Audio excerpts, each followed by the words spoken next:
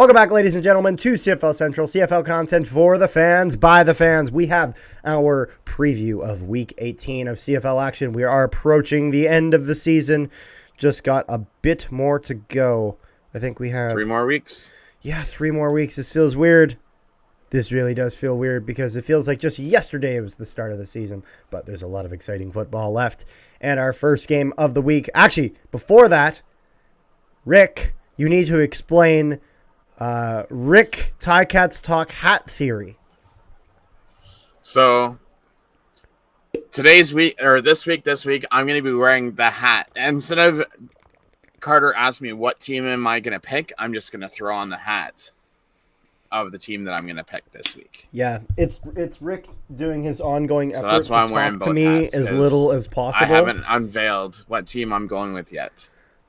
Yeah, although you have unveiled you wearing multiple hats at once and looking ridiculous. Oh, this is why you're wearing an Elks and Argos hat, because they're both playing. Oh, we know who's winning. Okay. Okay. We got our first game of the week, which is the Edmonton Elks versus the Toronto Argonauts.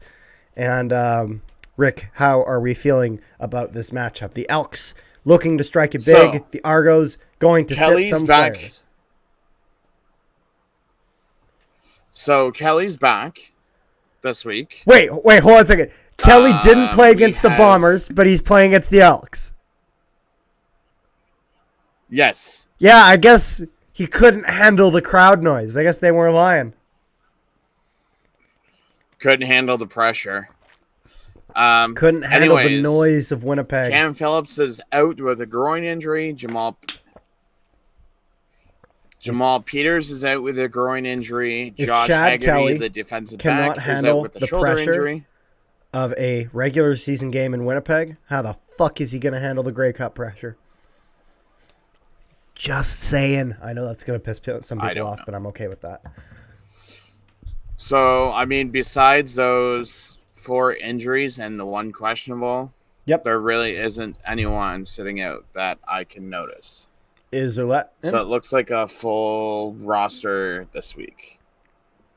Yeah, well, I guess one of the reasons is they are at home, so want to put on a bit of a better performance. And it is the 150th anniversary. That's a good point as well.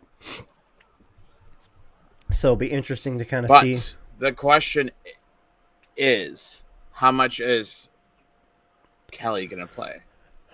Because, I mean, if they're up by like 30-something points, they're going to probably put in Dukes. I think he plays maybe half of. I'd say probably. I don't see him playing anything more than half a game at most. Or even a quarter, and then Dukes playing most of it. Wouldn't that be something if Kelly played the full game and got injured on their 150th? Imagine if Kelly played the full game, got injured, and they lost. Oh yeah, that too. That would be. That'd be something. However, for the Elks, yes sir, they have Daniel Ross, Jamin Pelly, Niles Morgan, who's a big name player for them. That's out. Marcus Lewis, Scott Hutter, Philip Grovich, and Sam Enchipung that they got from Toronto. Other than those 7 people, there's no one else that's missing. I see. Yeah, this is a situation where like the Elks, obviously they've been fighting back. They've been trying to really salvage as much as they can the rest of this season. They're looking for that spot currently held by the Saskatchewan Roughriders, that 3rd spot in the West that is up for grabs as the East has been all being clinched by Toronto, Montreal, and Hamilton, respectively. Calgary, Edmonton, and Ottawa in the race for that 3rd spot in the West, along with Saskatchewan, who currently holds it, who is 2 wins ahead of all those teams. And so Edmonton in the race, but I mean, this is one of those things where this is a very difficult opponent that they got in front of them, especially with Toronto trying to play a lot of their starters. I think the Elks will put up a fight, but the simple fact of the matter is that they're just outskilled here. And so even though guys like Dean Faithful guys like Trey Ford are going to play well. They're going to do as much as they can. It's just going to be one of those things where overall team depth is going to take over in favor of the Toronto Argonauts. And I'm going to say I have the Toronto Argonauts winning this game, and I see you do as well. Yes. And then we have our next game of the week, which is the Winnipeg Glorious Gold Blue Bombers versus the BC Lions in BC Place. BC Place, they have opened up the upper bowl for this game as attendance looks to be large in one of the most important games of the season as the Bombers and the Lions battle it out. Third game, one apiece with both games in Winnipeg. They're looking for that number 1 seed in the West, as this will determine the tiebreaker, but then more importantly, who will also pull ahead in the standings and who will most likely hold the West final. Current odds show the BC Lions having about a 30% chance of victory here. That, I believe, came... I saw that on Instagram earlier. It was either the CFL officially posting that, or it was the 3 Down Nation. I can't remember. It's one of the two that had posted about that. But it's going to be one of those things. This is going to be a very, very close game. This is going to be a game that is very interesting from start to finish. So we have Houston out. And before we get before I understand Mario Houston is out. However, our Lord, our Savior, Janarian Grant is back in the lineup for the Winnipeg Blue Bombers. Oh boy, I have waited a long time for this, and he's kind of ready a little early in the sense of earlier than expected. It was one of those things. He was on the 6th game for a while. There was no reported change to him being on the standard injury list, and then all of a sudden he's just ready to go. So I'm very, very happy to see the return of Janarian Grant to the Bombers. That has been something they've desperately needed. They've had some problems on the special teams, on the returning aspect of things. McRae did a good job while he was playing. They tried going with Parker for a bit. He wasn't able to get as big of a grasp on it as I think some Bomber fans would have hoped. And so Janarian Grant being back up in the lineup for the Bombers is huge. A lot of Bombers were released from the practice squad. One of them being Carlton Agadosi, which is a Bomber that a lot of us Bomber fans quite enjoyed. Honestly, it kind of looked like a budget cut in the sense of that's a pretty high-level receiver to just have banging around on the practice roster not doing anything with. And they're probably paying him some decent money because he's a good receiver.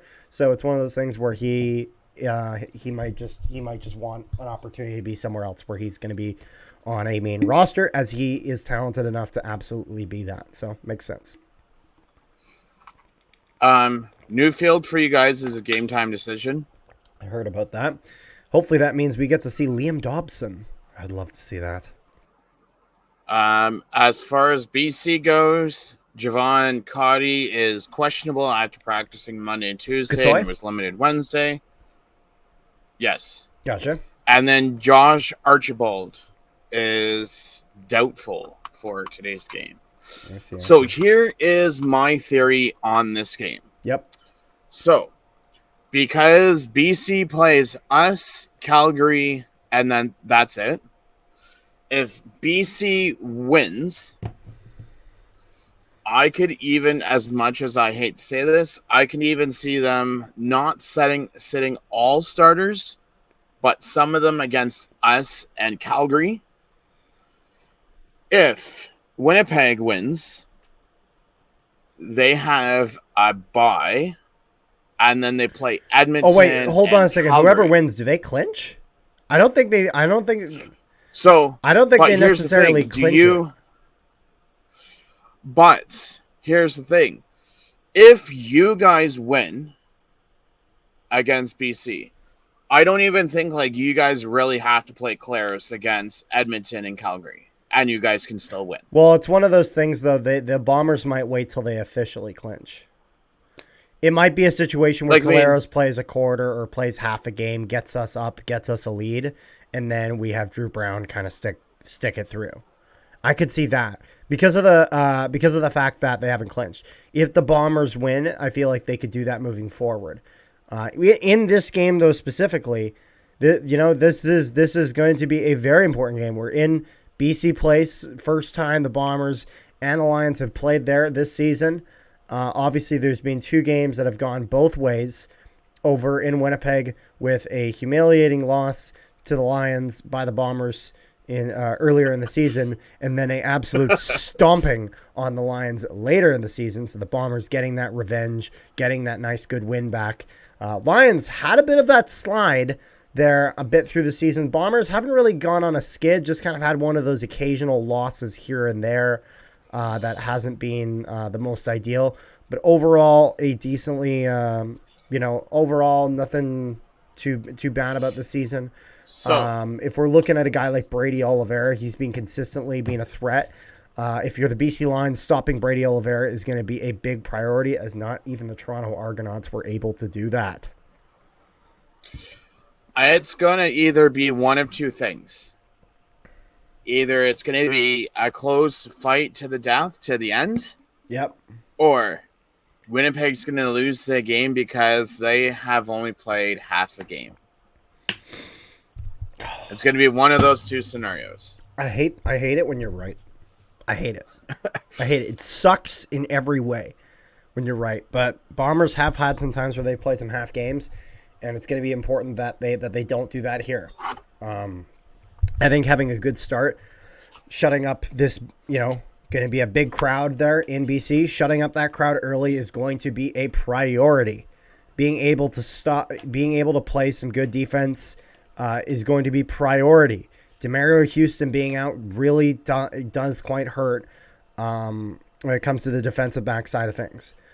So making sure that you got those receivers locked down, making sure that you got Rhymes locked down, making sure you got Whitehead locked down, making sure you got those threats locked down, being able to put a lot of pressure on Vernon Adams Jr., show him why Caleros is going to be that goddamn MOP, and Vernon Adams needs to be kicked out of the question. He's in there now, and rightfully so. He's played fantastic this season, which is why he's in the question for MOP. But I think it's time that we put that discussion to rest. And we put it to rest by rushing the crap out of him and really rattling him in this game. I'm taking my Bombers. Rick, it sounds like you are taking my Bombers too. I mean, it's the only hat that I have. I don't have a BC hat yet, but I still wouldn't pick BC. Shut up. Take the Bombers. Just take the Bombers. I said I still wouldn't pick BC, even if I did have a BC hat. I know. I don't want any buts. Just. But I am taking the Bombers. Leave it at that. But Dane Evans is back this week. Yeah, he did absolutely nothing against us. Put Dane Evans in. I don't care. Doesn't matter who's at quarterback. But that is it for our Friday games. We got a game on Saturday and then a game on Monday, and that's actually because the football gods saw the way that your friends here, the NFL was going at CFL Central, do our recording schedule, and that we sometimes like to, record on a Monday, even a Sunday sometimes if we can, and then post it the following day. They said, no, we're going to put a game on Monday so that way you can do it at the absolute earliest Monday evening. And, fuck you. But that's okay. We have the Hamilton Ticats versus Saskatchewan Roughriders in Mosaic Stadium in Saskatchewan. Saskatchewan looking to lock up that 3rd spot in the West. The Hamilton Ticats looking to say no just because they goddamn feel like it. So. And because Domagala can't win a game if his fucking life depends on it. Dolagala? Not Domagala. Dolagala. Domagala is a kicker/punter. This guy has thrown 5 touchdowns and 5 interceptions in 5 games, and he can't even beat Edmonton or Ottawa. That tells you something about their team. That's a very good point. That is a very good point. The Riders have been on a rough skid, and like I've said in one of our prior videos, there's a lot of concerns at management, both in the GM spot, both with Dickinson as head coach. Sounds like 2 guys are going to be out of a job after the end of this season, and rightfully so, especially GM. That one has been more kind of confirmed. Dickinson, we've kind of been waiting a few years for this to happen. But the Saskatchewan Roughriders are, if they're going to make the playoffs, they're going to make the playoffs by literally just rolling over the finish line. And right now, they got to realize that the Hamilton Tiger Cats are a serious threat to take. They had a really good win. They had a really good win against the Bombers at home. Bombers seemingly having troubles beating the Ticats in Hamilton for some fucking reason. However, it's going to be one of those things where Riders back in Mosaic Stadium, they've had earlier this season some good success there. Hamilton, after Labor Day, really starting to kick it off. When Konzel was gone, Milanovic takes over. He's had a much better record with the Ticats and pushing this team forward to the next level. When it comes to the Riders, obviously they've had troubles at QB. Dolagala went in, had some of those really good stardom performances at the start, but that star has faded. That shine has gone away. And we're now starting to look at the more accurate Dolagala in the same way that Dustin Crum had that shine kind of shutter in Ottawa. And so it's one of those things where if they're struggling to beat the Edmonton Elks, who are starting to resurge a bit again, but more importantly, the Ottawa Redblacks, who have not resurged again, that's the loss to the Redblacks is really, really a key loss here for the Saskatchewan Roughriders. And one of the things that the Riders have really struggled to show this season is pushback and bounce back. If we're looking at the Riders here, they just narrowly beat out the Bombers in Labor Day. And then when you go to the Banjo Bowl, they just got their complete shit kicked in. And then the following week lost to Edmonton. Think about it. They lost a game by 45 points. And their bounce back game at home, they lost 36-27 to the Edmonton Elks. So the Saskatchewan Roughriders, in my opinion, have proved absolutely nothing to me that when it comes to being able to push back after a loss and get this team back on the map. Because you know what? I shit on my Bombers. However, they're able to get that done. The Riders have not been able to get that done. I don't see the leadership being able to lead this team in a meaningful direction. And Saskatchewan is either going to miss the playoffs or they're going to make it just barely. They're going to sneak their way in and then do absolutely nothing, whether they're facing BC or Winnipeg. So our defense gave up 1 touchdown versus BC, gave 0 touchdowns against the Stamps. And you know what I think? What do you think? It doesn't matter what you think. I'm sorry. I believe because he is back off of the 6-game IR, he is going to be backing up Matt Schultz this week and primed to him starting next week. And then, so Dylan Wynn is also back this week. That's interesting to see. That's big for you guys. So the thing is with the whole Saskatchewan thing this year is it comes down to this week and next week. Because if you look at the schedule, they lose to us this week. They play Calgary next week. Next week is the tiebreaker game between Saskatchewan and then they play Toronto, and then they have a bye. Yeah. So and they're not beating Toronto. And then Calgary has a bye this week. They play Saskatchewan, they play BC, and then they play Winnipeg. So I honestly think that it's in Saskatchewan to lose because they shouldn't be beating us this week. If Jake Mara can get his shit together, Calgary can beat them next week at McMahon Stadium. And then... Although I also put that a lot on Dickinson over there in Calgary, who decided that Jake Mayer needs to throw 47 passes a game. I don't throw that all on Mayer. I throw that a lot on Dickinson for that play calling. I just think that it's a little too late for Saskatchewan, and there's going to be they've fallen so far, and they're in a hole that they need to get out of, and they have a tough game this week. Next week they got a game that it's not an easy game in the sense of Calgary in a bit of a similar state as Saskatchewan. Both teams are going to be hungry for it. And I don't know. I'm just not convinced by this Riders team. Not anymore. They shined above the Stamps earlier this season. There's no doubt about that. But that shine has gone away. And what's happening now is all the problems are starting to rear their ugly heads, and I don't see the Saskatchewan Roughriders doing it. I have the Hamilton I mean, the Tiger-Cats only defeating way that Edmonton can mathematically make the playoffs is if they beat Toronto this week, beat Montreal next week, and then somehow, out of a miracle, beat you guys on week 20, which I doubt that's going to happen. Well, it also, an important thing to keep in mind is if the Bombers get the win this week, there's a chance by week 20 that the Bombers could have a bunch of guys resting. Because Coach O'Shea has showed that when it comes to once they clinch, he's willing to rest almost the entire lineup. Like he'll pull a lot of guys out. A lot. You know what'd be even interesting is if Calgary and Saskatchewan are neck and neck until game 21. And then you guys are like 4 or 5 points up on BC. And then O'Shea's like, you know what? Let's just fuck Saskatchewan over and let's just rest half our players. Lose to Calgary on the last game of the season, of which the Riders have a bye week. And then just be like, sorry, Riders, you guys missed out because so Calgary beat us. That would be so funny. But anyways, at the end of the day, Ticats versus Riders, Saturday, October 7th, 2023. Hamilton Tiger-Cats most likely going to come out with the victory. We got one more game this week coming on the Monday, October 9th. As you guys put it. We have for the W, man. For the W. The W. For the W. For the W. For the W.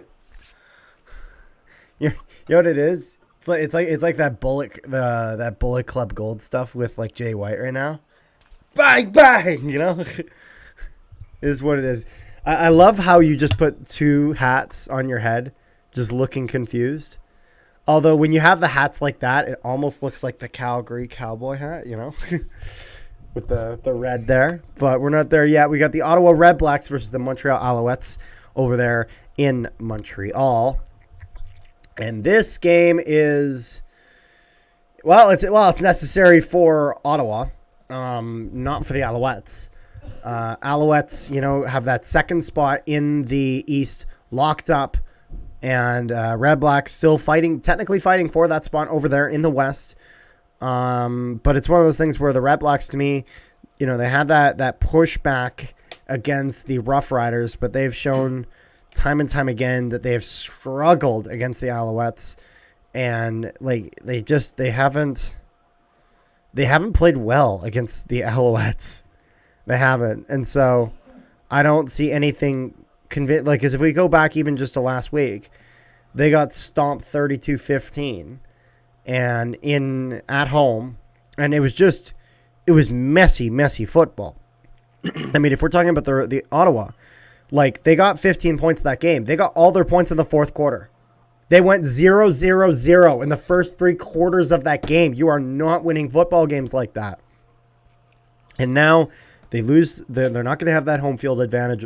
They're going to be in Montreal where you have to hear those stupid fucking air horns.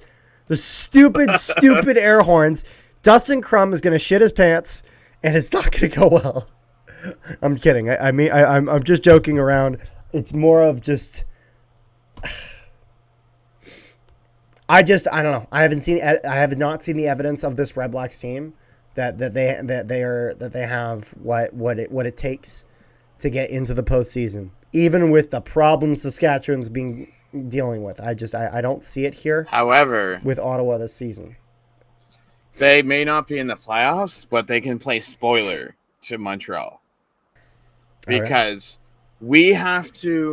Montreal has to at least lose 2 games, and we have to at least win our last 3 if we want to play at home. If you want to play at home in the postseason, unless you guys make it to the Grey Cup, in which you would play at home. Oh, I mean, once the playoffs begin, we could just be the hottest team and just steamroll over Montreal. One thing I will say about the Hamilton Tiger-Cats is that the thing that's nice about all you Eastern teams is that you're driving distance to all these games. So if you want to make one of these games a home game, if you try hard enough, you can get it done. But all in all, I've already done that. I just do not have the faith in the Ottawa Red Blacks to get this done. I haven't seen enough evidence of it. I see evidence that they were able to beat a broken Saskatchewan team, and that they could and that they might be at some points more deserving than the Riders to get into it. But I don't see them breaking the Alouettes quite as easy. However, Rick feels I'm going spoiler differently. roll. Yeah, you just want them to spoil the Riders, and honestly, I can't blame you. I would love to see that happen. Spoil Montreal, you mean? Yeah. Spoil Montreal, you mean? Well, I mean, spoil Saskatchewan. You're thinking of how it benefits you. I'm thinking how it benefits me. But yeah, no. I mean, I'll be rooting for Ottawa in this game, but my money's on the Alouettes. Going into week 18. God, just put the hat on properly, dude. We have Justin Crum leading the league with 48 sacks. We have Cody Fajardo in second place with 47 sacks. So, who's going to come out leading the league in sacks after the game? Who gets murdered the most this season? Which quarterback gets ran over the most? It seems like that is all you care about, Rick. And not going to lie, it's funny. It's okay. But overall, I think that's pretty much everything I got for this video. Is there anything else that you got for this week of football there, Rick? No? Well, overall, It's been a good video. Make sure you guys like, share, and subscribe if you have not already. Make sure also to check out our interview with Winnipeg Blue Bombers kicker Sergio Castillo. Episode 6 of the CFL Central podcast is out. And is it on Spotify as well? Did you make sure? Not yet. I will put it on Spotify. You can put it on Spotify. Also, if there is anyone that people want to see in interviews, do hit us up on Snapchat. Absolutely. Or not Snapchat. Carter does. Or Twitter. Discord, Instagram, or even just commenting down below. Even though I don't always respond to the comments, I always take a look at them. So just being able to reach out to us in any regard, if you have any requests, whether that's just for the channel as a whole, whether it's for a player to be interviewed, make sure you do that in one of those ways. We have the CFL Discord. Lions. The CFL Discord. You guys can join that. Link to that in the description below. I should be promoting that every video. I just forget. But yeah, no, it'd be love if you guys joined up on that and joined our nice community. But anyways, make sure you guys like, share, and subscribe, and comment down below if you have not already. And we will see you guys next time.